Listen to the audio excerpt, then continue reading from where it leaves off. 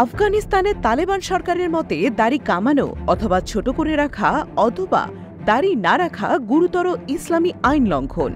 এর জের ধরে 2021 সালে দেশটির নাপিতদের উপর দাড়ি কাটা নিয়ে নিষেধাজ্ঞাও জারি করে তালেবান। এবার দাড়ি না রাখার দায়ে তালেবান সরকারের নৈতিকতা মন্ত্রণালয় নিরাপত্তা বাহিনীর 280 জনের বেশি সদস্যকে বরখাস্ত করেছে। এছাড়া দেশটিতে গত বছরে অশ্লীল কর্মকাণ্ডের অভিযোগে 13,000-এর বেশি মানুষকে আটক করা হয়েছে। 20 আগস্ট মঙ্গলবার তালেবান কর্মকর্তারা এই তথ্য জানিয়েছেন। ব্রিটিশ বার্তা সংস্থা রয়টার্সের এক প্রতিবেদনের বরাতে এ তথ্য সামনে আসে।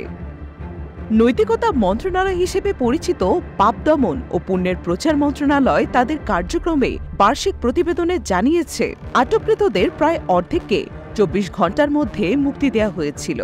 মন্ত্রণালয় আটককৃতদের অপরাধের ধরন বা তাদের লিঙ্গ নিয়ে বিস্তারিত তথ্য প্রকাশ করেনি।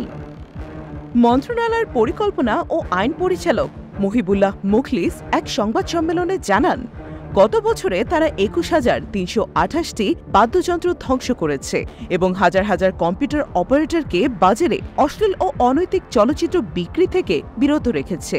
তিনি আরও জানান, 280 জন নিরাপত্তা বাহিনীর সদস্যকে দাড়ি না রাখার কারণে বরখাস্ত করা হয়েছে। তাদের ইসলামী আইন অনুসারে এ পদক্ষেপ নেওয়া হয়েছে।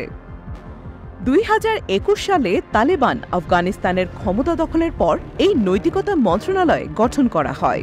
তখন নারী বিষয়ক মন্ত্রণালয় বাতিল করা হয়েছিল। জাতিসংঘ ও বিভিন্ন মানবাধিকার সংগঠন নারীদের ওপর বিভিন্ন বিধিনিষেধ ও মত প্রকাশের স্বাধীনতা খর্ব করায় তালেবান শাসকদের সমালোচনা করে আসছে। এদিকে জাতিসংঘের আফগানিস্তান মিশন জানিয়েছে, নৈতিকতা মন্ত্রণালয়ের কর্মকর্তারা মাঝে মাঝে নারী আটক করে থাকেন। বেশিরভাগ ক্ষেত্রে ইসলামী পোশাক বিধি না মানার অভিযোগে তাদের আটক করা হয়। কখনো কখনো তাদের কয়েক ঘন্টার জন্য আটক রাখা হয়েছে।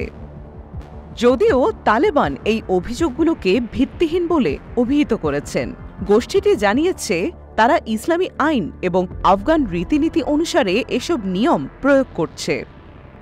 মুখলিস জানিয়েছেন, আফগানিস্তানে তারা নারী বিক্রির মাত্র 200টি এবং নারীর প্রতি সহিংসতার 2,600টির বেশি মামলা প্রতিরোধ করেছেন।